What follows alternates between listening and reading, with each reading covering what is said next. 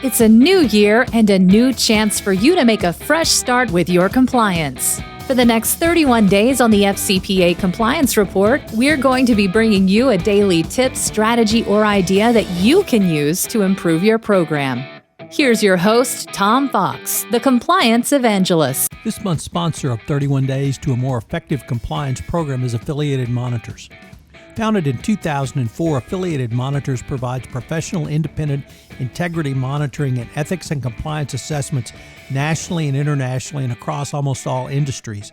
With its knowledge of effective ethics and compliance programs and cultures, Affiliated Monitors is respected for its work as the corporate monitor on matters ranging from multinational corporations to small and mid-sized companies and even individuals. Having served in over 750 monitorships, no one has more experience as an independent monitor than the team at Affiliated Monitors. For more information on how an independent monitor can help improve your company's ethics and compliance program, visit this month's sponsor, Affiliated Monitors, at www.affiliatedmonitors.com. Hello, everyone. This is Tom Fox, back again with Vin DiCiani, founder and CEO, president of Affiliated Monitors. Vin, first of all, welcome back. Hi, Tom. Ben, we're going to take some, I think, have some fun today because we're going to talk about board failures and, more importantly, what boards can do to remedy some of these failures. And I know you've looked at, at last count, I think AMI had over 800 monitorships. So you've looked at a lot of boards, the good and the bad and probably the ugly. And what have you seen in those monitorships, at least from the board perspective and more particularly board failures and how you might guide them in remedying those failures? Right. It's a great topic, Tom. And you know that we can talk about this probably for a couple of days and not cover it adequately. There's so many different reasons why there are board failures. And, when we're looking at either on a monitorship or even in a proactive engagement, we talk to the board and we try to find out what their engagement is with the company. What did they know? What did they not know? What should they have known? Were they curious enough to ask? So I'm going to try to whittle it down to a couple of points that I have seen where failures have occurred. And unfortunately, these circumstances are still going on with some companies, right? So some of the failures are that I've seen are boards that I'm going to say have their head in the sand. They don't know, they don't care, and even if they do know, the head's in the sand. It's just like, I don't know how to deal with it. I'm just not going to deal with it. So I'm going to call it the head in the sand. Then there is, and it's very sad, and it's the thing that I think angers compliance folks greatly, and that is there are instances, and you know them, where there's an overt disregard or concern for doing the right thing. I find it remarkable, and it's amazing that it goes on today, 2020, with all of the guidance, all of the lecturing, all of the education and the conversation around compliance and ethics and all of that kind of stuff. Yet it still goes on. People at the board level making the decision to do the wrong thing, right? Knowing that the risk is there and being willing to take the risk and pay a fine if that comes down to it, and doing that as the cost of doing business. And I don't know in some of those instances if the failure by the board in those instances is due to the fact that sometimes government sanctions don't have any teeth. It is simply a dollar figure that the company's going to have to pay with no other consequences. And that still goes on, So that's a failure, and that sometimes is on the government side of things. And then the other things that I see is they care, the board cares, but they don't do anything about it. It's like, well, let's let the chips fall where they may, and we'll just move forward, and we'll put a compliance team in place. We'll hire a compliance officer just to cover sort of the basis, sort of as a Band-Aid, right? And then the last one, and I was reading it in some of the stuff that you've published, is one that I find very interesting. And that is sometimes boards become overly reliant on controls and numbers, right? So what they do is they'll have so many controls, on everything that goes on, that they don't really take time to talk to people and understand the human side of compliance. And it's all about numbers. And I think things get lost there as well. So it's almost like the reverse. They care too much, but they care necessarily in one specific way and not in that broader people kind of approach. Those are some of the failures. I don't know if you want me to drill down on them, but I'm going to turn it back to you. Yeah. So let's just pick up on that fourth one.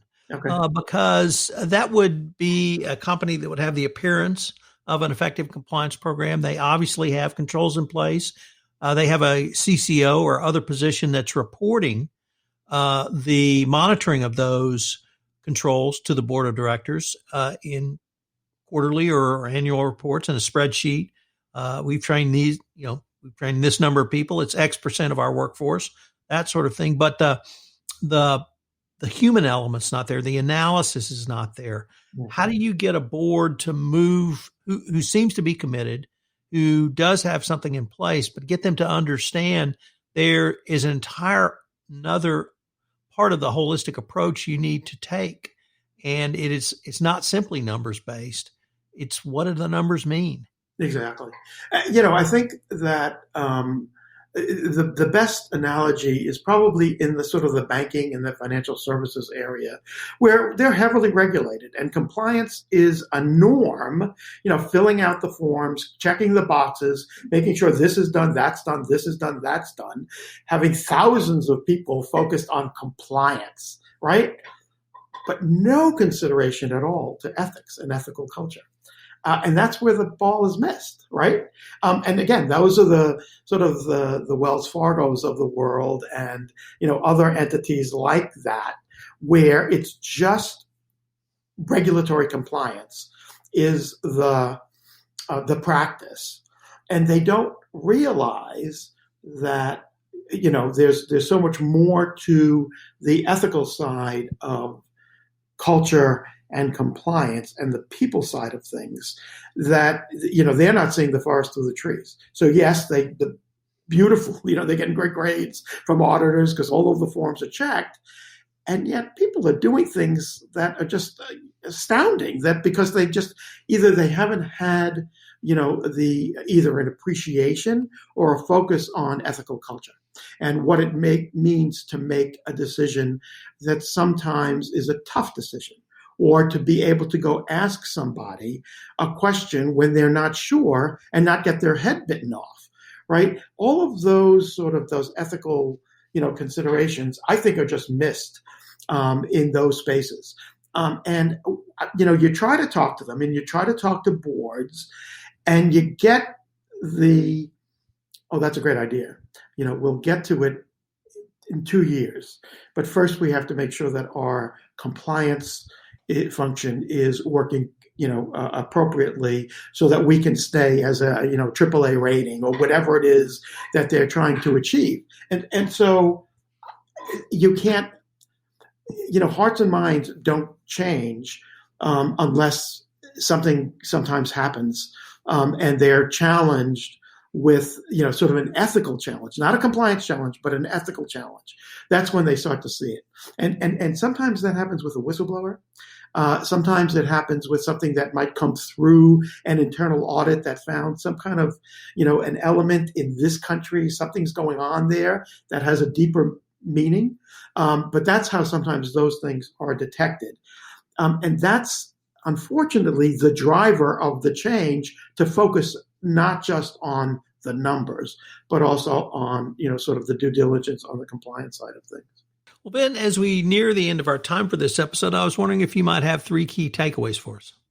Some of the things that I think about, and we didn't catch all of these, but a board has to be actively engaged in compliance. It just has to be. And that doesn't necessarily mean controlling compliance, but, understanding the compliance structure and what it's trying to achieve, right? That's going to be key, to that relationship between the compliance function and then the board. I think that's very important. I think another one is, again, sometimes compliance officers are only replying to the reporting to the audit committee. What does that look like? Is the audit committee really focused on ethics and compliance, or is it focused on numbers? You know what I mean? And sort of controls. So, maybe the reporting structure needs to be a little bit broader than just internal the internal audit. And then the third one is, and it's something you and I have talked about, and that's the notion of creating a compliance committee, out of a board, which has more of a focus on compliance and ethics as opposed to just audit and finance. I think compliance committees are very good to have. I like to see a board structure that has a charter for a committee in terms of what its responsibilities are.